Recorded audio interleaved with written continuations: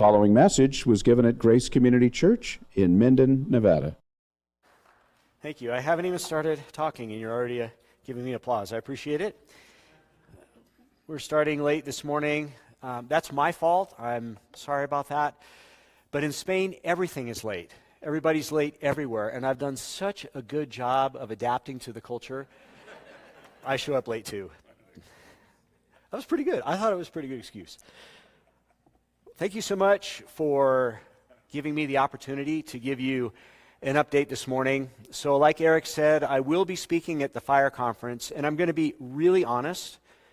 Pastor Brian invited me, and the first email he sent me inviting me, I responded to saying no to the fire conference. Just being honest. I've had a really, really busy year, and school is still in session back in Spain, so I have 2 more weeks at the seminary when I go back. And I thought it's just too much. But, as you all know, Pastor Brian can be persuasive. And I want to say that there were 2 things that put me over the top. One is that Jim Neuheiser is going to be speaking at the conference as well. And Jim was the pastor of Grace Bible Church when I was in seminary and interned there. So he was my boss for like 15 years. And I thought what a privilege to be able to speak together with him. The other thing that put me over the top was today. The opportunity to be here with you this morning, the opportunity to fellowship with you, the opportunity to enjoy lunch together. Had it been at another church, an unknown church, I don't know that I would have said yes to Brian. But you have been so hospitable to us. Twice we've been here. 2 years ago we were here. We had such a sweet stay. I wanted to come back. So thanks for having us. Thank you for your support, for your prayers, for your financial support, both for us and for the seminary that I teach in. You're a tremendous encouragement to us. And I hope to be an encouragement to you this morning with this brief update that I'm going to share. Okay, clicker, let's go. Let's see if I can do this. Yes, all right. This presentation, I'm going to follow a similar outline to what I did 2 years ago. When I came, I spoke in an evening service. Was it a Wednesday or a Thursday evening? I don't remember. So if any of you were here for that, you'll see that the outline is similar, but I have updated the pictures, and I do have some new things to share. 2 new things that I think are really exciting. Here's a picture of our family. This was Christmas. This might have actually been Christmas Day, so 6 months ago. And we have 5 kids. Our oldest is 24, Dan. John is 22, Tanya's 20, Alex is 16, and Mark is 14. Our oldest 3 live in the United States. So Dan and his sister Tanya live together in Tennessee, where they work in sales and marketing. And John, 22-year-old, studies at Wheaton College in Chicago. So just a little bit of news on them. Dan got married in January, and they've had an exciting and challenging first 6 months of their new life together with his wife. Like I said, they're living out in Tennessee. They purchased a home. Purchased a triplex together with our daughter, and they're renting out the 3rd unit to help pay the mortgage. Isn't that's I'm proud of my kids making good decisions. We're thankful that they've been able to get a start there. Prices in Memphis are not like prices here in Nevada or back in Colorado where we're from. Really different, but they're able to get a start there. We're excited about that. John is, like I say, he's at Wheaton. He's really enjoying himself. But he's studying international relations, and he wants to be a diplomat. He enjoys traveling. He's already fluent in 3 languages. He's not too far from being fluent in Italian as well. This fall, he's going to do a semester abroad. He'll be in Milan, in Italy. And we're really excited for him, for what that's going to mean for his language, for his learning, his training in international relations. And he's going to be really close to us. These subsidized European flights, he can come see us for 30 euros round trip from Milan to Barcelona. Well, and of course, Mom and Dad are going to go see him too. So we're looking forward to that. And we have 2 little guys, so they're not so little anymore, 16 and 14-year-old, that are still at home with us. And I'm going to have you pray for them at the end if there's any time left. They're both struggling a little bit with school. High school in Spain is difficult in a lot of ways, and I don't want to get too far into that. But if you remember, the last time I was here, our 14-year-old was 12, and Mark, he was struggling with chest pains, headaches, and stunted growth. Thank you for your prayers. He's doing considerably better, but he still has a few challenges, and maybe I'll mention those at the end as well. So this is a picture of our hometown. Name of the town is Cabrils. There's about 7,000 people there, and we're about a mile away from another town which is called Vilassar de Mar. That's where our church is. Vilassar is about 25,000 people, so altogether 30-something thousand people. Of course, we are the only evangelical church in that area. I'll mention this a little later, but in Spain, only about 0.5% of the population is evangelical or Protestant. So there's very few of us. I think of 7,000 people, 0.5% would be 35. I don't think there's even 35 Protestants in our hometown. We're there. There's another American family. There's one other family that goes to our church, and besides that, I can't think of anybody else. So it's a really beautiful place, but it's a very secular country. How many of you have been to Spain? Raise your hands, yeah. How many of you would like to go to Spain? Oh, yes. Isn't there an airport not too far from here? Can we charter a jet out of Minden and just fly you all over? We'll show you around. Wouldn't that be great? Come and encourage your favorite Spanish missionary. If I'm your only Spanish missionary, then I'm your favorite Spanish missionary, right? Barcelona is a beautiful country. It's about the size of California. And like California, it's very diverse. There's coastline, and there's mountains, and then there's open kind of desert space. In fact, John Wayne was in Spain more than once to film country western movies back in the day. It's also diverse demographically. There's large cosmopolitan cities like Barcelona, Madrid, but then there's also rural areas that they call sometimes pockets of poverty, which are very poor and kind of backwards. It's a very diverse country, and not just demographically and geographically, but also culturally. So you can travel from one part, countryside. I'm already, now I can see the presentation back there. I should have seen that from the beginning. I won't get lost again. This is a picture of my wife and I. 2 weeks ago, we got a night out. And this little town, that's 30 minutes away from where we live. Isn't that pretty? Spain it's a beautiful place. It's very diverse. So you can travel from one part of Spain to another and feel like you've gone to a different country. And that can happen to some extent in the United States. You go from Nevada to Tennessee, where our kids are living now, and it feels different, but the contrast isn't as stark as going from the north of Spain to the south of Spain. Not only is it different in terms of landscape and demographics, but there's 4 different languages that are spoken in Spain. So everybody speaks Spanish, but then there's 3 other languages, Gallego, Basque, and Catalan. And Catalan is my kids' first language. They're fluent in Catalan, they're fluent in English, and their Spanish is okay. So if someone from Madrid were to come to our house and talk to our kids in Spanish, it would only take them about 60 seconds to realize that they're Catalans. They've grown up in Catalonia. Catalan is as different from Spanish as Portuguese or Italian. So imagine a country the size of California with 4 different languages, that kind of diversity. It's an interesting factor to take into account in terms of missions and adaptation. Spain is secular. Traditionally, historically, it's a Roman Catholic country. So if you were to stop a Spaniard on the street and say, "What religion are you?" they would say, more than half of them would say, "I'm Roman Catholic." But most of the Roman Catholics, they don't go to Mass. They're nominal. They're Roman Catholics in name only. And if you talk to them a little bit longer, they'll tell you that they're agnostic. So an agnostic is somebody who says, you can't know for sure if God exists. The majority of Spaniards are agnostics. So on a typical Sunday, only about 3% of the population goes to Mass. So these beautiful, huge cathedrals in Barcelona, for example, they're largely empty. And most of the people who attend would be from an older generation. Like I said, there's very few evangelicals. I know you can't see that graph very well. My wife told me not to use it, but I couldn't find another one to replace it. So just find a little really thin slice on that pie up there somewhere, and that's the Protestants. That's us. Like I said, about 0.5% of the population is evangelical Christian.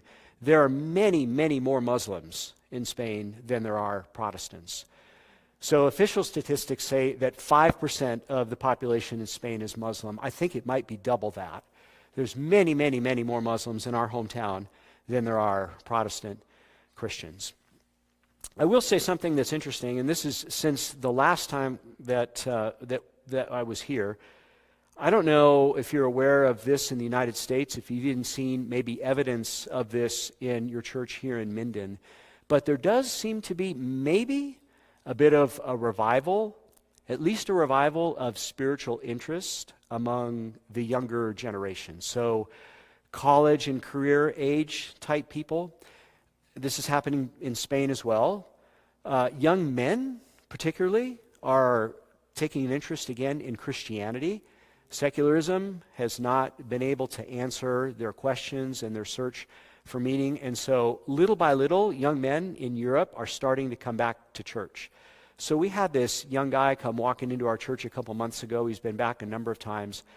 Big, handsome young man. Came in, his parents aren't in the church. We had no idea who he was. We started to talk to him, and he just said, I feel like I need to learn more about God. That's the first time that that's ever happened since I've been in Spain. So we're hoping that the Lord is doing something there, and maybe that's just a trickle that will become, hopefully, the tide coming back in of interest in spiritual things and ultimately in Jesus. So that's something that you can be praying for us about. This is a picture of our meeting place. So to give you an idea, y'all's facility here is just beautiful. This is absolutely amazing. I would venture to say that there's not a single church building quite like this in all of Spain. There are a couple of Protestant facilities that are larger, but not with all the resources and just the beauty of the structure here. This is a wonderful place to come and worship God. And I'm not complaining. You don't have to feel sorry for us. But we have a storefront. You can see it here in this picture. And our neighbors don't like us because it shouldn't be that big a deal. We're only there on Sunday mornings making noise. It's open throughout the week for other things, but we do music only on Sunday mornings. But they don't like us. So our meeting place is like this long, narrow tube with no windows on the sides. It's really different. And our church is better off than many others in Spain. So a lot of churches are even smaller than ours. A lot of churches don't have a meeting. We've been able to pay off our meeting space. I'm really proud of our church. It was quite an effort, but we were able to pay it off. Thankful for that. A lot of churches in Spain don't have that. So we are up to about 60 members in our church. That's the name of our church there. Iglesia Evangélica de Vilasar de Mar. So if you know Spanish, that's not Spanish. Right? So it'd be Iglesia Evangélica if it were Spanish. Iglesia Evangélica in Catalan. That's similar. You can probably discern that. So that just means Evangelical Church of the town, Vilasar de Mar. And that means Village of the Fish by the Sea. How'd you like to live in Village of the Fish by the Sea? We have 60 members. I should point in that direction, not in that direction, right? Point over there. 60 members in our church. That's a record.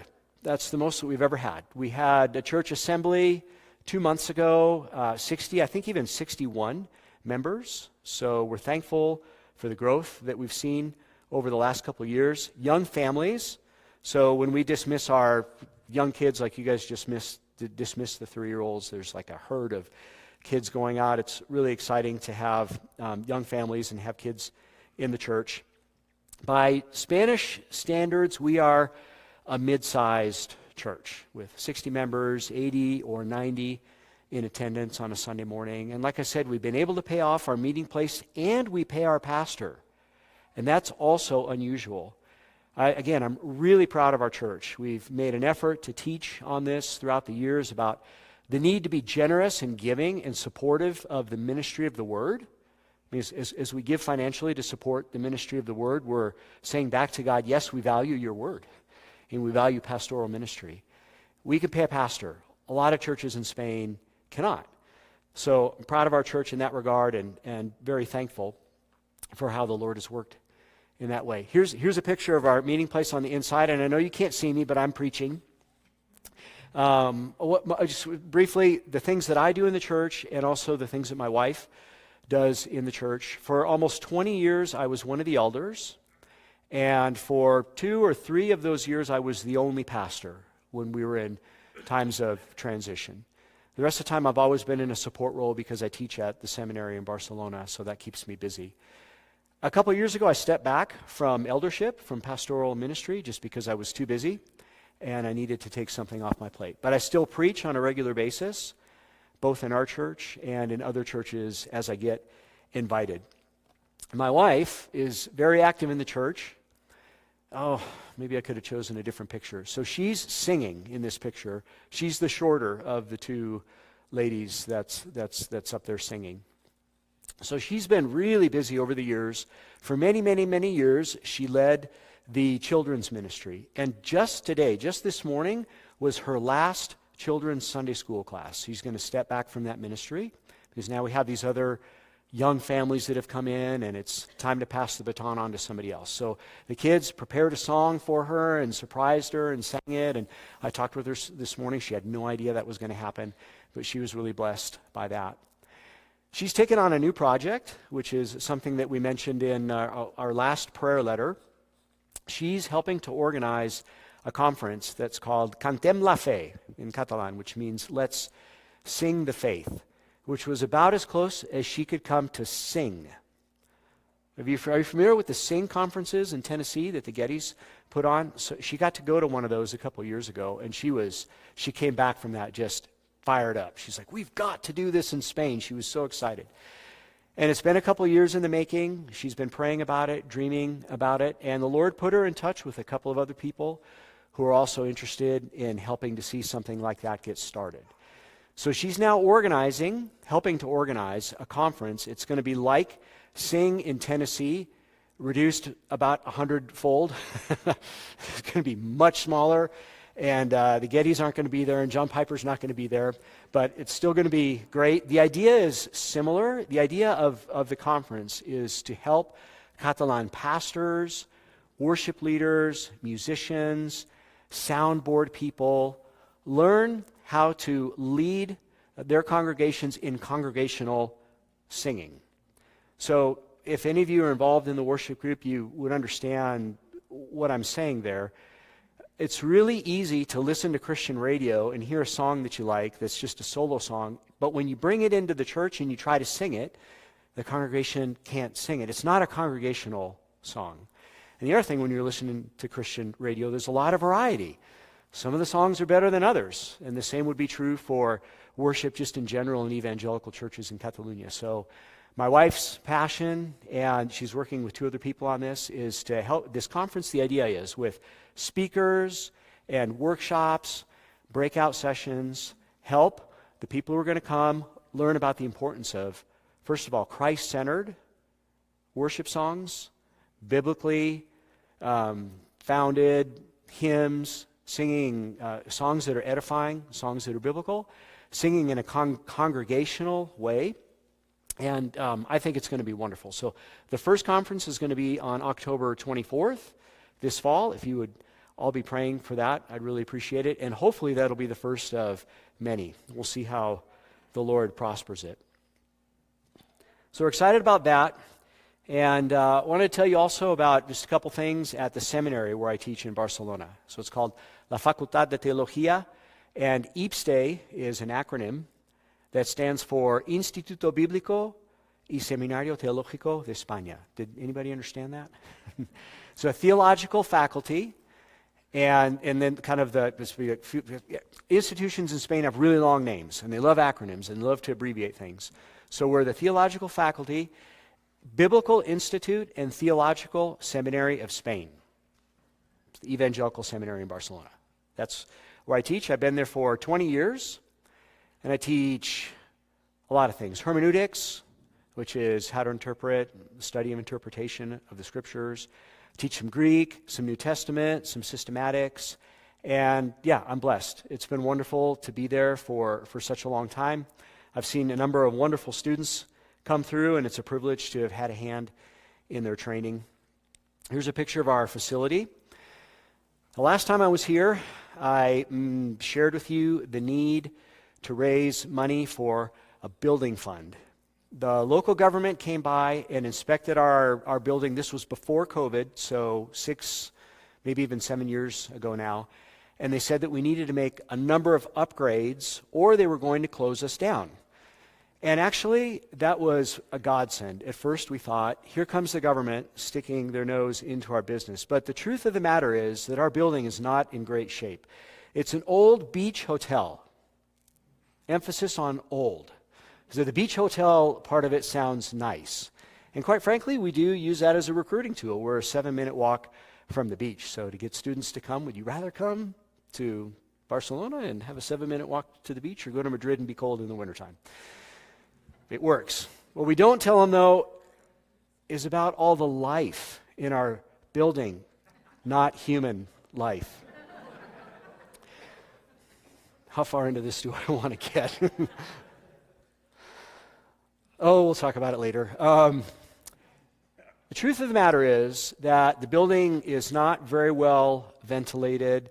The floors are old and slippery. There's a lot of wasted space. And so actually the upgrades that they've obligated us to do, although at the very beginning we were not thankful for them, now we are. Because the things that we've been able to do and the things that we still need to do improve our building significantly and make for a better, safer, healthier experience for our students. So I'll talk a little bit more about the fundraising at the end. But picture of our campus. I probably told you the last time I was here that in 2011, the Spanish government gave us official government accreditation. And that maybe doesn't sound like a big deal because most seminaries here in the United States are accredited. But in Spain, for a secular government who for many years said that evangelical churches are a sect, they're a cult on the level of Jehovah's Witnesses and Mormons. In fact, a lot of Spaniards still think that today. They just lump us all in the same sack. They thought we were a cult only maybe 10 or 15 years previously. And in 2011, the socialist government, president was up for re-election. I think they thought there were more evangelicals in Spain than there really are. They threw us a bone. Accreditation, have it. It's been a godsend. Our students can get government grants to study Protestant theology in our institution. Isn't that amazing? Secular government pays for them to study to be pastors, to be evangelical pastors in Spain. It's fantastic. And students that we give a Bachelor of Arts in Theology. So it's a 4-year program, Bachelor of Arts. When they finish, if they want to now, because they have this degree that's recognized by the government, they can go on and do graduate studies, master's degrees, if the Lord leads them in that direction. And another thing, this is really amazing. So most of our students are coming, they're training, they're studying to be pastors. But we also have students who are interested in missions, who are interested in campus ministry. And get this, it's a paradox. In Spain, in public schools, they're secular, but they still teach religion classes. And the religion class, by defect, is Roman Catholic. But if there are enough evangelical families in a school, they can ask the school, and the school has to provide a professor to teach evangelical religion in that secular school. Isn't that amazing? So we've had at least a dozen, maybe more like 15 students since I've been there that have gotten their Bachelor of Arts in Theology with us. And they do one more year. They do a master's in education, and they get paid by the Spanish government to evangelize children. Isn't that amazing? Yeah, it's wonderful. So, and they can have full-time jobs teaching evangelical religion in secular schools. It's amazing. A little bit about our student body. We have 40 or so students, and enrollment is down. Enrollment was in decline even before COVID. And it really hasn't gotten any better since. It used to be that we had 40 full-time students. We had 10 or 12 students in each class, freshman, sophomore, junior, senior. And now it's about half of that full-time, and the other 20 are part-time students. And it doesn't sound like a lot, but I will say in a conservative theological institution in Western Europe, 40 is a pretty good number. There's a school like ours outside of Paris. Paris is twice as big as Barcelona. There's many more Protestants in France than there are in Spain, and they have the same number of students as we do. So we're thankful for that. However, we really want to be training more students. Why has enrollment gone down? For some of the same reasons that it's gone down in Christian Bible colleges and seminaries here in the United States. For financial reasons, because now people are more interested in studying online, whatever it may be. We think it's better for the students to come and study with us. We thought about offering an online program, but we're not going to, at least not for now. We're going to stick to the in-person stuff. But you pray for us as well that the Lord would bring more students. But there's a broader issue that has to do just with vocation in general. So the prayer isn't just that the Lord would bring students so that we could have fuller classrooms. The prayer is that the Lord would put it in more young people's hearts to go get theological training and pursue ministry, even vocational ministry, even pastoral ministry.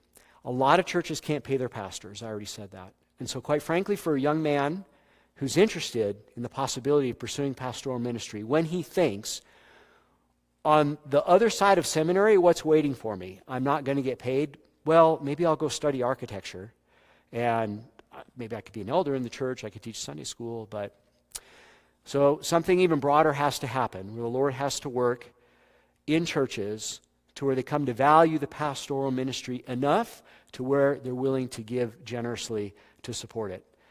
I often tell my students, it's your job to teach your churches that they need to pay you. You can invite me, I'll show up as a guest preacher and I'll, let them have it. But ultimately, it's a generational thing. I'd like to think that in another generation that more evangelical churches in Spain will have caught that vision and will be grateful enough for pastoral ministry that they're willing to make sacrifices to pay for it. All right. Oof, time's flying by. So our seminary it's kind of like, so there's church plants and there's seminary plants. I feel like our seminary, even though it's been in existence for 50 years, is still like a seminary plant. We're very dependent on international giving, on international professors. We're not self-sustaining or self-propagating yet. But we're hoping to head in that direction. So this is an older picture, like you can see me up there, and I don't have the gray. That's much older, actually. I don't know where that picture came from. We'll leave it on the website, right? I mean, it looks pretty good. Students show up and be like, oh, I thought that guy was younger. But so I put that up there because there's 5 of us. Those are 5 of us who, one guy's retired in the last year, but 5 of us who are full-time, who were there every week. We're there, teaching a lot of classes, a heavy load. 2 of those 5 are Spaniards. The other one of them is a Dutch missionary, and I'm there, gringo, and a Mexican missionary. So 5 full-time staff, and only 2 of them are nationals. Well, thankfully, our rector, our president, is a Spaniard, and he's wonderful. He's a great blessing. And then one of the other full-time professors is also a Spaniard. But this is another prayer request. We would love to be staffed by Spaniards. But it's hard. It's hard partly because you finance me so that I can be there teaching at the seminary. And the seminary doesn't have to pay me.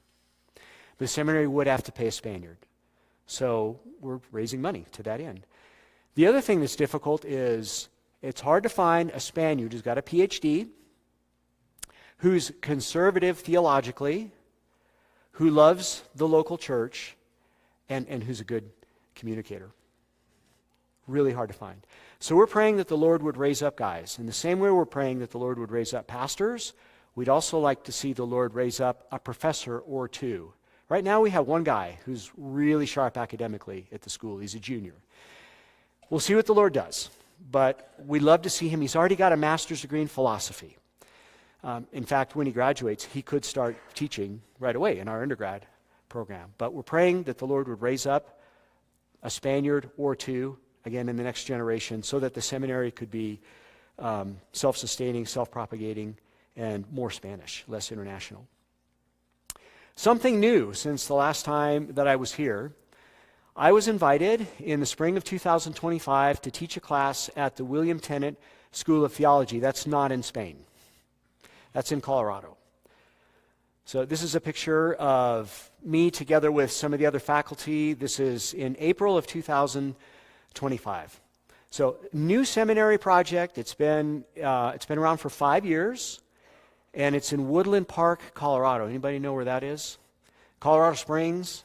So it's like a half hour west of Colorado Springs, up in the mountains. Now you're asking, right, Suzanne? How are you teaching in a seminary in Colorado? Aren't you supposed to be in Spain? Well, the way this seminary works is it's hybrid. So it's a combination between online learning and in-person learning. And what the students do is they sign up.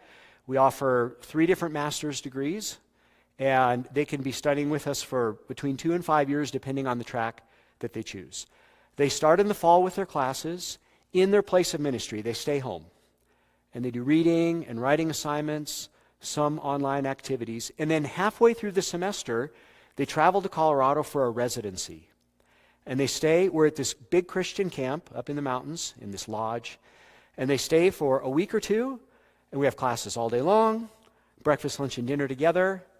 They bring their families, and it becomes like this combination between academics and Christian retreat center. Breakfast, lunch, and dinner together. In the evenings, praying, fellowshipping, worshiping together. On the weekends, hiking. And it gives them the opportunity to have that life-giving fellowship and that in-person contact with other students and with their professors.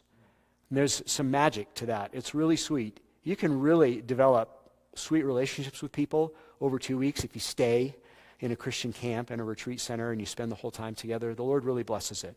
They do their residency, they go back home, they finish their semester. That's one semester. The next semester, they do it again and again and again and again. So they come back for between 4 and 7 or 8 residencies, depending on their program. And we're really excited about it. We're excited about it for a number of reasons. Again, I'm being honest with you this morning, so I'll just be honest with you. My mom lives in Colorado. She's 84 years old. And the school pays for me to come back and then some, and it gives me a chance to come back a couple times a year and see my mom, to see our kids as well. Our daughter came to this last residency that we were at just a month ago, which was really sweet. It was great to see her there. But it's also amazing because I'm taking the material that I've developed over 20 years of teaching in Spain, and I'm teaching it in English to a completely different group of people. And it's an opportunity to expand our ministry. The students are amazing. The students that I have in Barcelona tend to be younger. The students here, many of them are already pastors of their churches. And the reason why they choose to study at Tennant is because they can't uproot and leave their churches and go to seminary to study full-time. So we've got pastors, church planners, church revitalizers, missionaries. We had a guy from the Philippines, Americans, missionary in the Philippines, another missionary from South Africa, who are able to come and do this and not leave their ministries. Does that make sense? It's a really special model, and I think that the Lord is going to bless it. So we're grateful to have the opportunity to be a part of that. A couple more things quickly. See the retreat environment. This is me teaching. I know you can't see it really well, but this lodge that we use is amazing. There's views of Pikes Peak. So it's a 14,000-foot peak out of that window there, and I have to get the students to look at me and not at Pikes Peak when I'm teaching. It's a sweet environment. Just a couple other things. So back in Spain, I get invited to speak in different places. And I had a busy year speaking. And like I said, I just was really tired coming into this, but thankful to be here for sure. I got invited to speak at a conference called Pasión por el Evangelio, which means Passion for the Gospel. It's a conference that's organized annually by Reformed churches, particularly in the Madrid area and the center part of Spain. And there was 400 people there. I mean, in Spain, that's a huge Protestant event, just huge. And I got the chance to give a talk on biblical inerrancy. It was a real privilege to participate in that. I spoke at another conference on the Apocrypha, those books that are included in Roman Catholic Bibles that we do not include in our Bibles. That was fascinating to work on and prepare for. I also do a bit of writing projects. So I just want to tell you about this. I think this is really exciting. You're probably going to think this is really nerdy, but just on Thursday, before coming here, I finally received a copy of the Tyndale House Greek New Testament, edited in Spanish by me. Okay, so let me explain what this is. The Greek New Testament put together by the Tyndale House, it's got, on every page, there's a block of text from the Greek New Testament, and then there's a bunch of notes on the bottom. What happens? Guys go to seminary, they study Greek for 2 years, and they've learned a lot, and now they can work through passages when they're preparing their sermons, but they can't sit down and read it for fun. Probably not. So they got the Greek text, and they got their Bible software program open, and every fourth or fifth word, there's a vocabulary word they haven't learned yet. There's this weird verb form that they can't analyze, and so they have to click on the computer. What's that? What's that? What's that? And it's boring. So what this version of the New Testament does, here's the Greek text, and for every unusual word, vocabulary word that the students haven't studied, or a word, a verb with a weird form, there's a little footnote, and on the bottom of the page, it tells you the definition of the word. It tells you what the verb form is, so you can sit there on your couch and you're not speed reading, but you're reading the Greek New Testament with only that in your hands. Now, that's existed in English for decades, but another guy and I were asked to translate all of those notes from English into Spanish, and it took years, but we got it done. I think that's really exciting.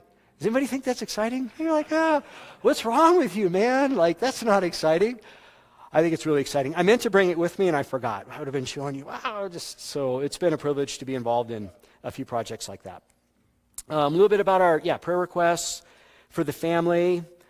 Pray that our kids would continue to grow in the grace and knowledge of the Lord.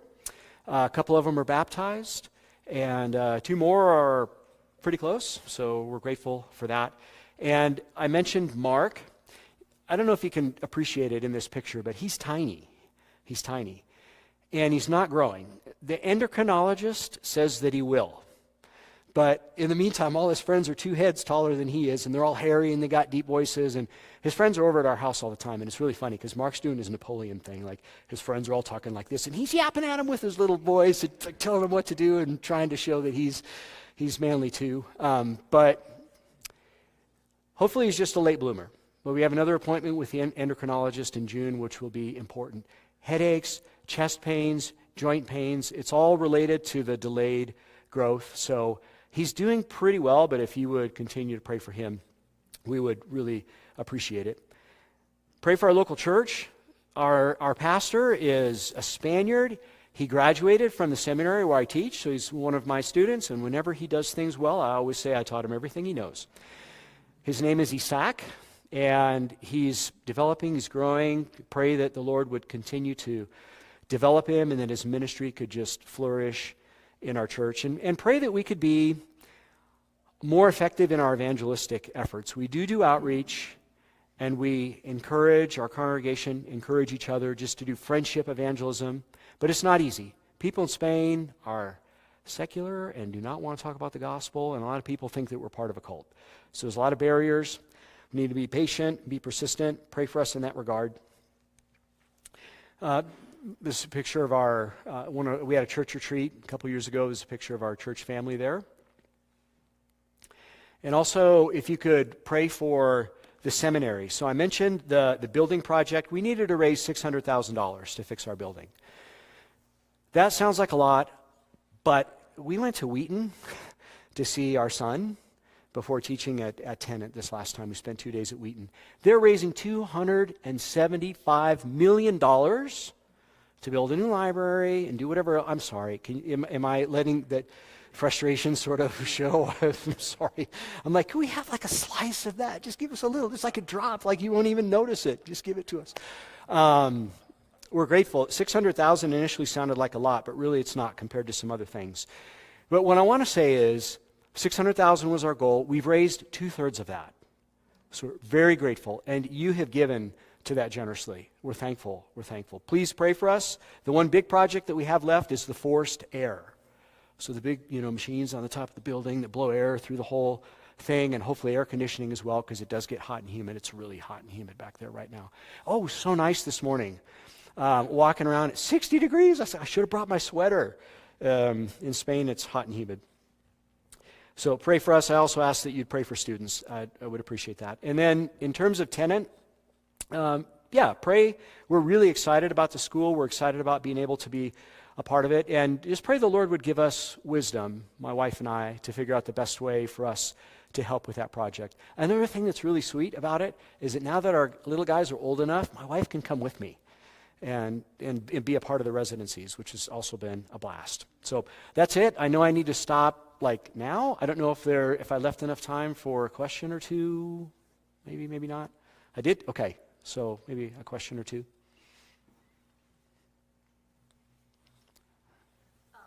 said the Muslim population there is a lot more than evangelicals. Are those Muslims all ethnically from Muslim countries, or are Spaniards becoming Muslim? Yeah, it's a good question. 99.999% of them are from Northern Africa. Yeah, so mostly from Morocco. Mostly Moroccans. Yeah, I don't think the Spaniards are interested. There's probably a few here and there that, well, maybe like in the United States.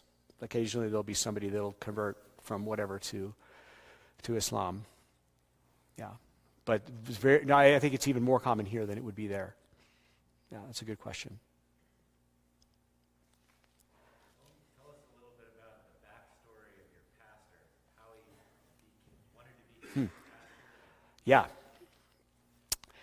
So his parents, I know his mother was a believer. I think maybe his father was converted later in life, but he grew up going to church. He went to a church on the other side of the city from where we are now, and they had their eye on him from when he was pretty young. He was zealous in the things of the Lord. He was leading a small group. He had teaching opportunities as he got a little older. He got a secular job. He worked in the prison system for, 7 or 8 years probably, before he felt like the Lord was calling him to full-time ministry. And he left that, went to seminary, and now he's pastor of our church. Yeah. Amen.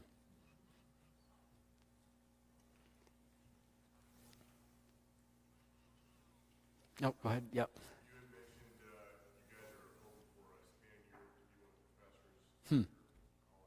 Yep. Seminary. This guy that you had mentioned are you guys secretly training him? Wow. Yeah. So I know I was the way I said it.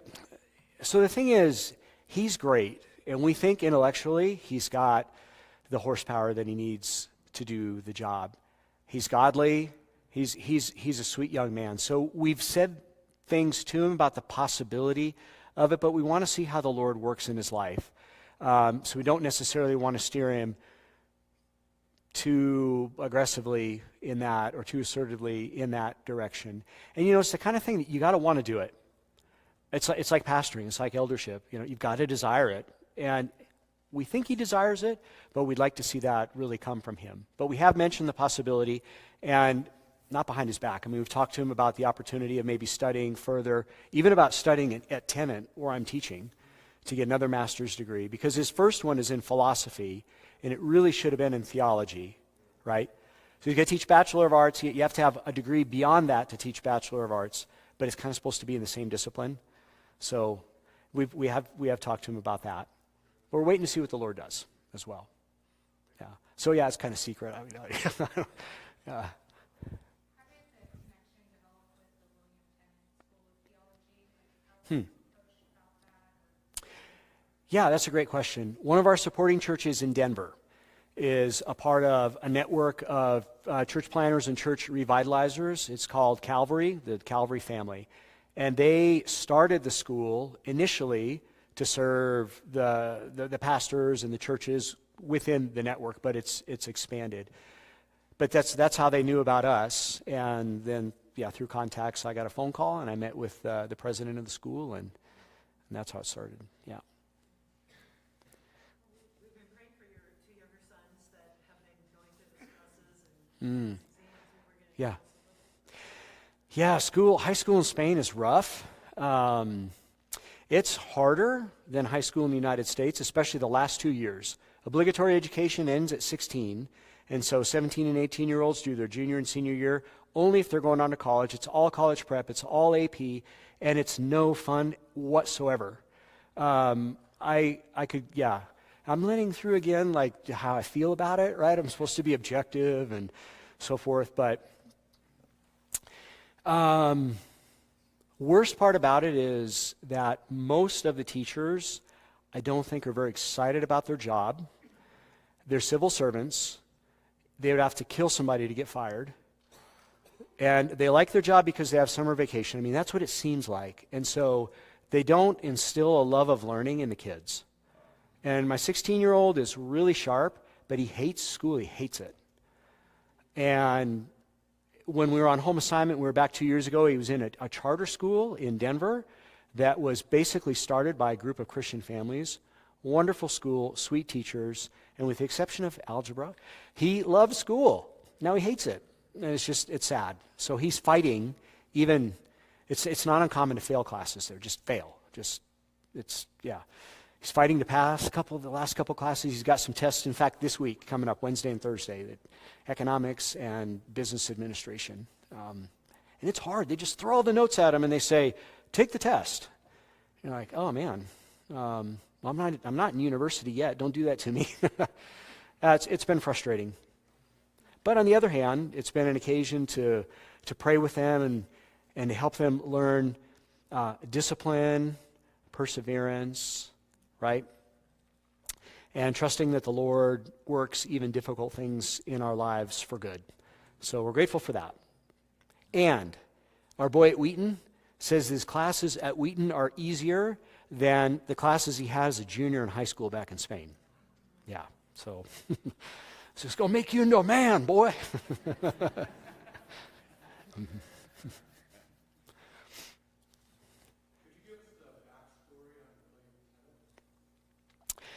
So the school was started to serve churches in in Calvary Family Network and other churches in the Mountain West. And so that's why the retreat center up in the mountains, and that's kind of the vibe of the school.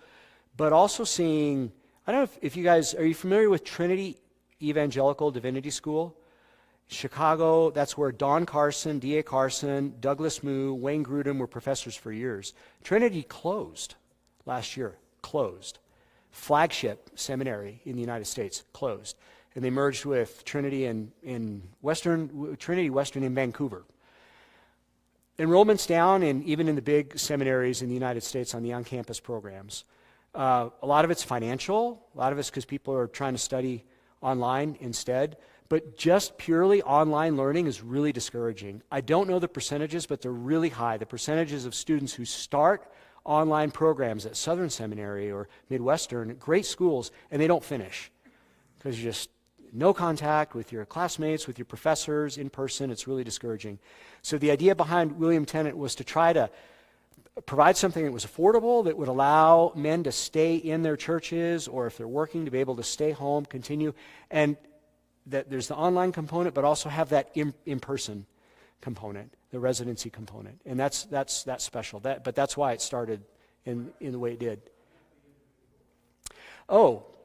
So William Tennant was 17. Somebody help me out with the years, like late 1700s. Founder of a small Bible college on the frontier, which at the time was in like Pennsylvania. A lot of ministers were being trained in Princeton and these sort of traditional seminaries farther east in the United States. But William Tennant founded what was called Log College. So it's just a Bible college, literally a log cabin that he built with his sons. And the idea was to train guys up to head west into the frontier. But that's why the name Mountain West. We meet in a lodge up in the mountains. That's where William Tennant came from. Yeah. Couple of questions. Does your seminary have a relationship with other evangelical seminaries in Europe? And also, why do your neighbors not like you guys? Is it just because of the Sunday singing? Yeah. We do have partnerships with a couple schools, particularly in Holland And some of our students have gone on to do master's degrees with them. There's one that's actually, it's entirely in English, even though it's in Holland, and it's theologically reformed. So we had a student go there and do a master's degree in Reformation history or something like that. Partnerships that benefit us probably more than they benefit them. We have partnerships with schools in the United States too. So there's schools that could send students to do a semester with us, and it would all be accredited. There's agreements and arrangements like that. And our neighbors dislike us, partly because of the music, but partly because they think we're a cult. We've tried really hard to, there's a HOA, right, in the building, and we got to all together pay for when the facade needs to be fixed and when there's leaks and stuff like that. And we've tried really hard to be generous and patient, and the relationship has just never been great, unfortunately. Yeah. So. What language is your wife's sing conference going to be in? It's going to be entirely in Catalan. Thank you for asking. So that's part of the point, right? Because there's more resources in Spanish, but for a Catalan person who feels very Catalonia, there's a lot of people in Catalonia who would like for Catalonia to be independent from the rest of Spain. So there's this cultural divide. For a thoughtful Catalan non-Christian to walk into a church in Catalonia and hear everything in Spanish is a barrier. So in our church, we try to sing most of our songs in Catalan. We preach once a month in Catalan. We'll do leading the worship in Catalan, Lord's Supper in Catalan as a result.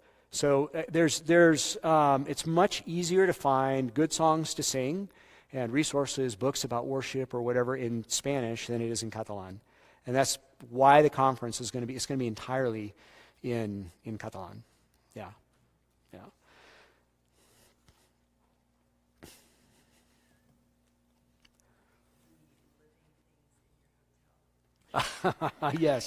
Yes. Oh, you want me to elaborate? Yeah. Well, briefly, we got rid of the rats, which we thought was great, but the rats were eating something else that is about that big and falls out of the false ceiling at 8:30 in the morning, right in the middle of class, plof on the floor, and people start screaming, and I have to take my shoe off and smash it, and cockroaches. Yeah. Yeah, so we had rats, which was probably worse, but I see a cockroach every day. Yeah. Just on that subject, should help you. Okay. I had the same problem in a New Mexican old adobe house that we were living in. I was living in it by myself. Uh-huh. And one of the students at the school I was attending gave me a cat, a certain kind of cat. Anyway, it's a skinny, short. I forget the name of those cats. Anyway, there's a It cat that took care of the problem. Ah, gotcha. 2 weeks. Oh, okay. All right. Oh, see, I mean, there's just manifold blessings here at Grace Community. Thank you for that idea. That's interesting. It's a Siamese cat. Ah, gotcha. Is that what it is? We got to find. It can't be any old cat, right? There's a kind of cat that, yeah, They're a definite breed, yeah. and it can be done. Okay. All it takes is cats. Ah, gotcha. That'd be better than chemicals. Yeah. No. Oh, this is great. This is just. Let's pray together. All right.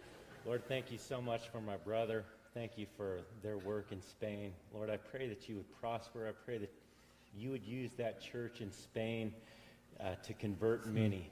I pray, Father, that you would bless Matt's family. Thank you that you brought him here today. In Jesus' name, amen. Amen. Thank you. We hope that you were edified by this message. For additional sermons as well as information on giving to the ministry of Grace Community Church, please visit us online at gracenevada.com. That's gracenevada.com.